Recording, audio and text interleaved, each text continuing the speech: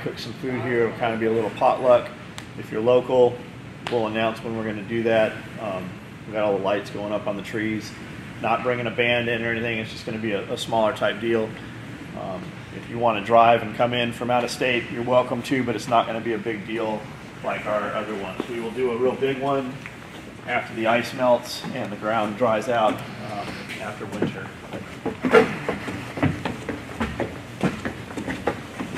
I didn't tell you, but I did this morning, made a command decision.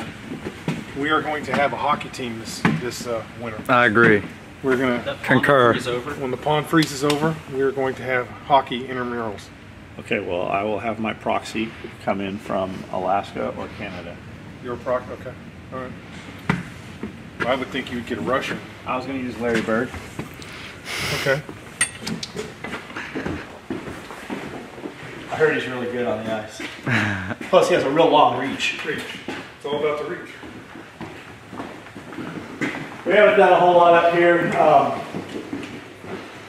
Had you asked me 3 months, had you asked me when I thought we're moving in here, I'd have said not for another 6 months. If you have mud on your shoes, do not come on my carpets. Kind of. Shh.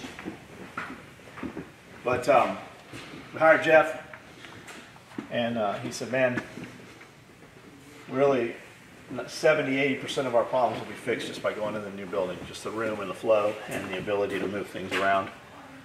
He said, you know, really we got our finger in this dam where the water's pouring through, when really it's just coming over the top. So we moved in here. We were not ready to move in here. Downstairs was ready. They moved everything in 3 days. Shut down Friday, moved all the machines, set them up Saturday. Girls came to work Monday. Production doubled. Like literally we had so much finished product on Monday that we had to hire more dudes to come in and clip and clean that shit. So it took care of a lot of problems. The upstairs is not done, but we need some place to lounge and do shit that's not, you know, downstairs. So we brought some furniture in. That's that table I had bought from the home show last year, burl wood.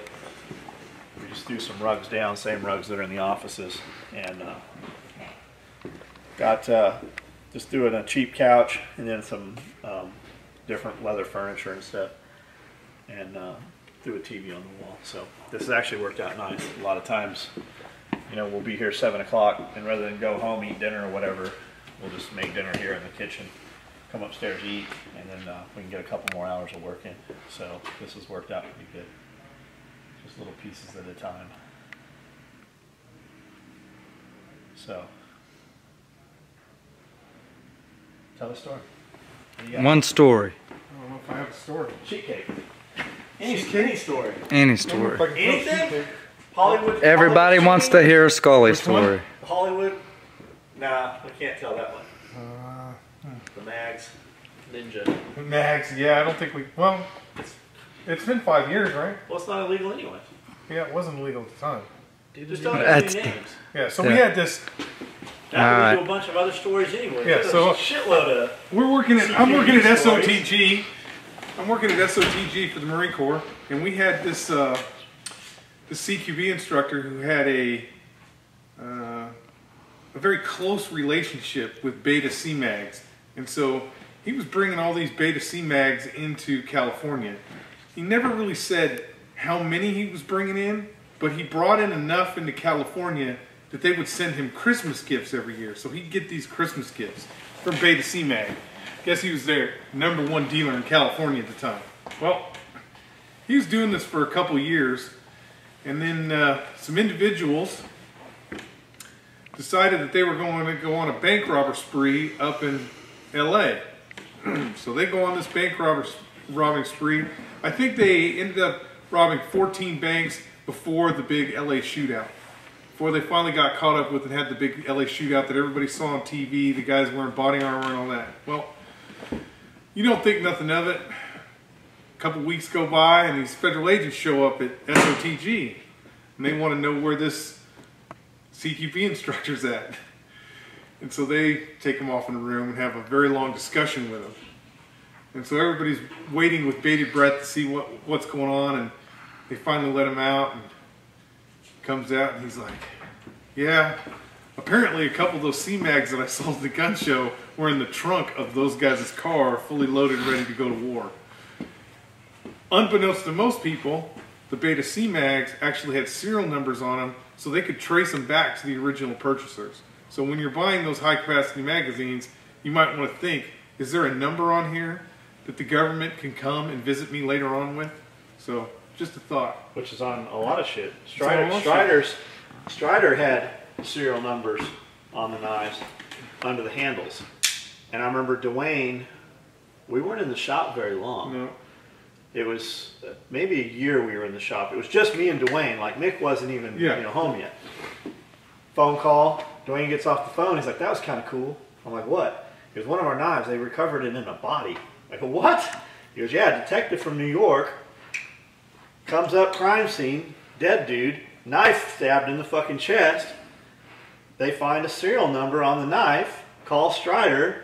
Can you track this back to where this was sold to? Damn. Yep. He goes, our knife was used in a murder. Yep. I remember when he told that story, yeah. I was sitting there when he got the fucking phone call. Yeah. All right, what else you got? Ninja. We've told the ninja story. We've already told his cat story. I like that No, we haven't told it. Hey, Yeah, we told the super cat a long time ago. Yeah. We did the Super Cat. I think that's good. We got a CTV story. Sorry, I didn't mean to drop your name, Kurt. What about the other CQB instructor? There's a bunch of stories. Oh with him. man, that place SOTG used to be the greatest gym in the Marine Corps training envelope. More great training was done there than any, and they still, I guarantee you, there is nothing that the Marine Corps has done that has replicated what we were doing at SOTG. That was the best training, and it had the best characters that you would ever get to meet. That should have been a fucking reality. Yeah. There were no reality TV shows Right. back then. Yeah. Yeah. Good times. That's all I got. That's Come on, you gotta give me something to work with. That's it. That's all I got. That's it? Yeah. what's the only thing in the office? There's these chairs. What do you got? Yeah, Codicans. How many ducks are you gonna get this year? Are you hunting this year? I'd like to. You got a Try good to deer tag, hunt don't this you? weekend. Huh? Want to try to deer hunt this weekend. Still got to go get the hunting license and all that. Hunting license? You have a hunting license. Those expire every year. A hunting license does? Yeah, you I gotta thought you repay said to have that. a tag. You gotta repay that shit. Yeah, yeah. Every year you How much is gotta. that? I don't know. I'm just gonna go buy it. Doesn't matter. I'm just gonna buy it. It doesn't matter. Money's nothing to me. Sounds just like you. Buy them all, Cody. When you go in there and they say you want a hunting license, you go, I want them all. No, the reality is I think they limit you, don't they, to so many tags? Limit out 3 here. doe a day. Yeah. 3 days Damn. a day. Fucking you walk downstairs tomorrow morning and go, hey, how many women hit a deer in your car last night? Right. Fucking 4 of them will raise their hand. I saw 3 They're like deer on fucking the way to pigeons Paris. sitting Yeah. here. We have deer. I saw. Oh, I about hit one every time to work. I do. Yeah, dude, we got deer. Shit, you can't, like, Jeff's like, man, I see 100 deer Uh. every night. Yeah. Every night. No I'm joke. like, okay, maybe 10. We Nope, drove it's to a his fucking house. 100 deer. Yeah. Deer, Yeah, well- deer in the day. Like, I'm driving there in the road. I inch up to them and honk the horn to And make they- them fucking get out of They the don't road. do shit yet. We go over to his house on Thanksgiving, and there's, you know, a few properties before his, which is like a mile up the road. There's a dude that's got an old, like, Range Rover, like, patrol vehicle. Mhm. He's got a Deuce and a half, M151, you know, Oh, some yeah, good shit. yeah. Nice, beautiful property. Right. Has like 10 tables out and a field that's been plowed, and there's like 20 kids just sitting there with rifles on the table, just shooting downright. Is that the one you was talking about on the other Uh-huh. side? Yeah. Across the road, literally, across the road, 60 feet away, there's fucking 6 deer just eating in the food plot. Like, across the fucking road. Yeah. right. behind Gone. them. You could have fucking hit them with a rock. Yeah. They're everywhere, man. They're like fucking rats. They're like pigeons, man. Yeah. Like I said, I'd see one, at least 3 or 4 a group every morning and come Yeah. to work. Yeah, you'll, Especially on that birdsong road. That's the worst. but back to like the kids, man. The kids, work as hard as our dudes do. A lot. Mm-hmm. And they work, you know. Yeah, they do. We got three kids. Let's There's see. four, there's just three of them. Three. Yeah. And they work harder than some of our other Mhm. kids do, for real. They don't stop. I mean, they don't. You know, the whole time they're working, they don't goof off or Yeah. nothing. And you're like, hey, we're gonna go outside. It's fucking 10 degrees outside, but I need you to dig these holes. We're like, okay. Mm-hmm. And we've got, Or- and that's not to take, like, we have adults that'll do that and do it all day long. Yeah, like climb trees and shit. Not very good, but what do you got? Nothing? Me? Nah, I'm filming. Hey, say something funny. I can't say nothing funny. Why not? Tell us the Rockasong story. I don't have any. I thought Rockasongs were the most decorated outfit in the military. I didn't say that They gotta shit. have at least one story. Nah. No? I just said I they don't impress you. have them You get been all sensitive. deployed a lot. Let me hear one of yours. That you I just told you Hold a on. Marine Corps story. Jeff will tell a story in a minute. Did you see any gold toilets when you were in Iraq? yeah.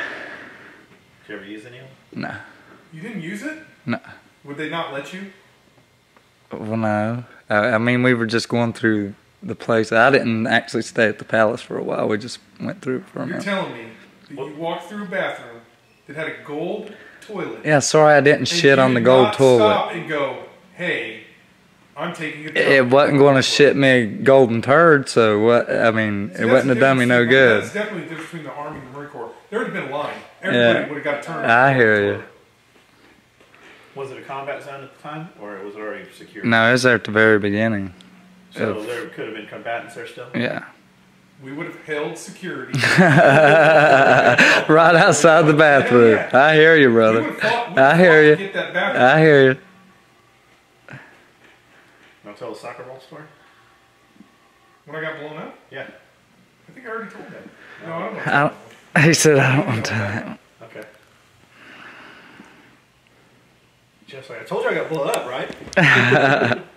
Like a little blown up? No, I got way blown up.